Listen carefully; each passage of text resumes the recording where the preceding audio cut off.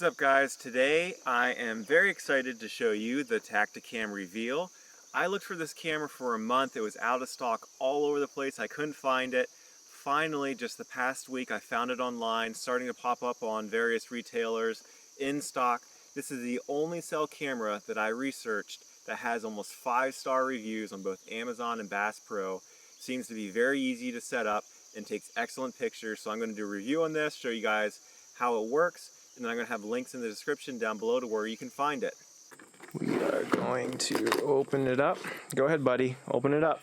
Okay, I can open it up. So I've been using the Tactacam Reveal for a little over a month now. I really like it, and I'm going to go over some of the pros and cons of what I've learned with the camera.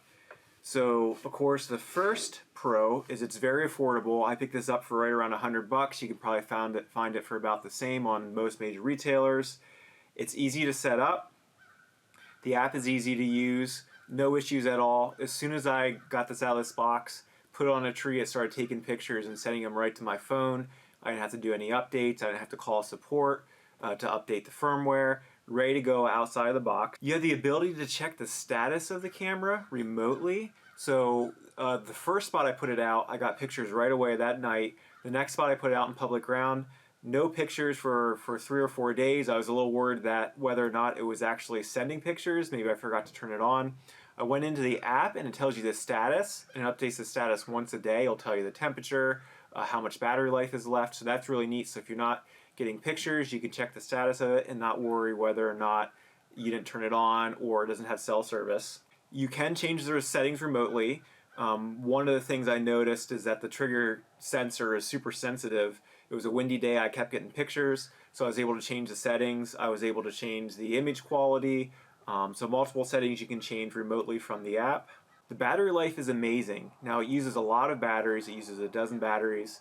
But I've been running this thing for, like I said, about a month. Got probably 100 pictures, not all deer with those remote, with the sensor issues, but hasn't even gone down at all. Still shows almost 100% battery life, and I'm using lithium batteries, so battery life is incredible. The monthly plans are affordable. I did the 250 plan for about $5 a month, so that's not bad at all, and you can cancel it at any time, so you don't have to buy it for a year.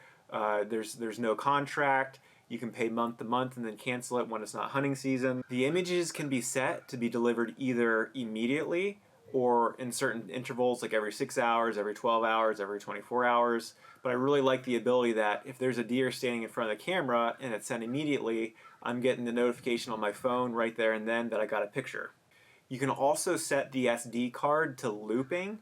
I only use an 8GB SD card, but I'm not worried about running out of space because I have it on the SD loop feature. So if it goes all the way to the full 8 GB on the SD card, it's going to start back over from the beginning and start taking pictures. As far as the cons, I mentioned earlier that the trigger sensitivity is incredible.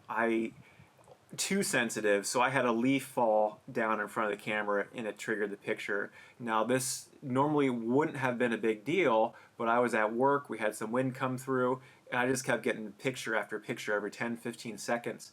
I changed the settings on the app, but it could take up to 24 hours to update that, so I actually had my wife go and get the trail camera because it was on our property. But I was worried that I was going to hit that 250 picture mark in the first day because the wind was blowing, moving some weeds. Since I put it on the low sensitivity, I haven't had as much issues, but it is a very sensitive trigger system. So make sure you start out on low, especially if it's going to be somewhere remote. And if there's any type of wind, you could burn through a lot of images on your plan really quickly. The camera is on the larger side.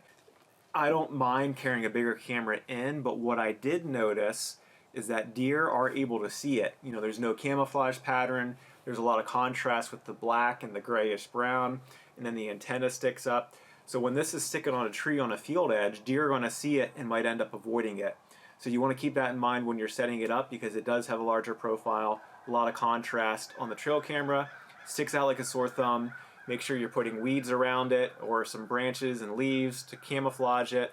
The other con is this is brand new. This just came out in 2020, so we don't know how durable it's going to be. It's low cost, it's affordable, easy to set up, great trail camera.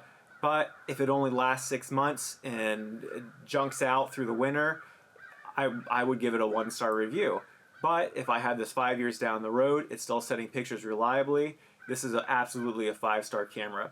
So it's kind of unfair to judge it on that now because it is so brand new. But time will tell. Hopefully 3-4 years down the road, this thing's still rocking. The last kind of con is the app could use some improvement. It's easy to use, but it's not amazing. It's difficult to delete pictures. You have to delete one at a time. And when I first started to delete pictures, it almost feels like it's not working. You hit delete, it says confirm, you hit OK, and then the picture's still there. There's a little bit of delay or lag until the picture is actually deleted. So just keep that in mind when deleting pictures. No multiple delete. So there are a few updates that if Tactacam made, this thing would be even better. But overall, it's an incredible camera. I'm extremely happy with it.